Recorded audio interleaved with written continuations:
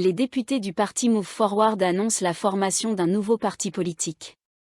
Suite à la dissolution du parti Move Forward, MFP, par la Cour constitutionnelle de Thaïlande, les députés du MFP ont annoncé leur intention de former une nouvelle entité politique. La Cour a dissous le MFP en raison de sa proposition de modifier la loi de lèse-majesté, qui protège la monarchie des critiques. Cette décision inclut également une interdiction de 10 ans de toute activité politique pour les dirigeants du parti, dont Pitalin Djaroenra. Le MFP, qui avait remporté le plus de sièges lors des élections de mai 2023, va désormais transférer ses membres vers un nouveau parti pour poursuivre leur agenda politique.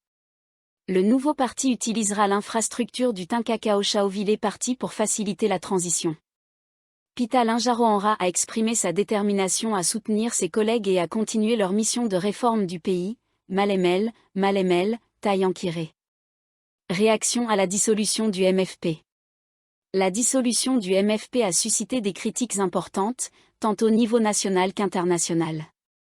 Amnesty International et Human Rights Watch ont condamné cette décision, la qualifiant de « décision intenable qui porte atteinte aux droits humains, notamment à la liberté d'expression et d'association ».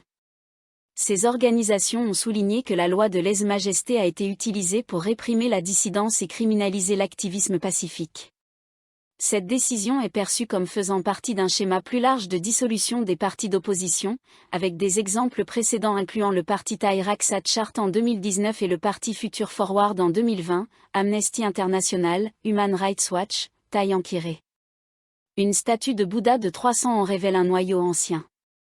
Une statue de Bouddha vieille de 300 ans à Samut-Sakhon a révélé un noyau ancien en latérite après avoir montré des fissures. Cette découverte a été confirmée par le département des Beaux-Arts, qui a indiqué qu'elle reflétait le travail des anciens artisans. La statue, située au Wat Kok Kam, montre des différences distinctes entre la structure extérieure et la statue intérieure en latérite, offrant ainsi un aperçu fascinant de l'art et de l'histoire bouddhiste en Thaïlande, TG. Arrestation à Koh Pha Ngan. La police touristique de Koh Pha Ngan a arrêté un trafiquant de drogue israélien et un barbier russe opérant illégalement.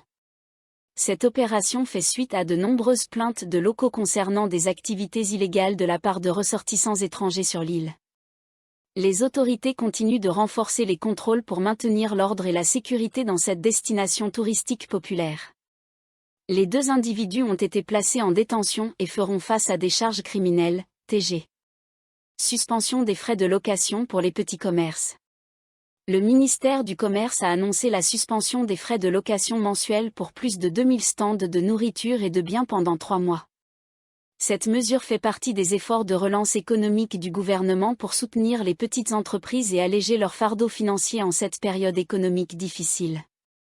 Le ministre du Commerce, Fintam Wecheyache, a souligné que ces mesures visent à stimuler l'économie locale et à soutenir les commerçants qui ont été gravement affectés par la pandémie et les turbulences économiques récentes, Thai PBS World, TG.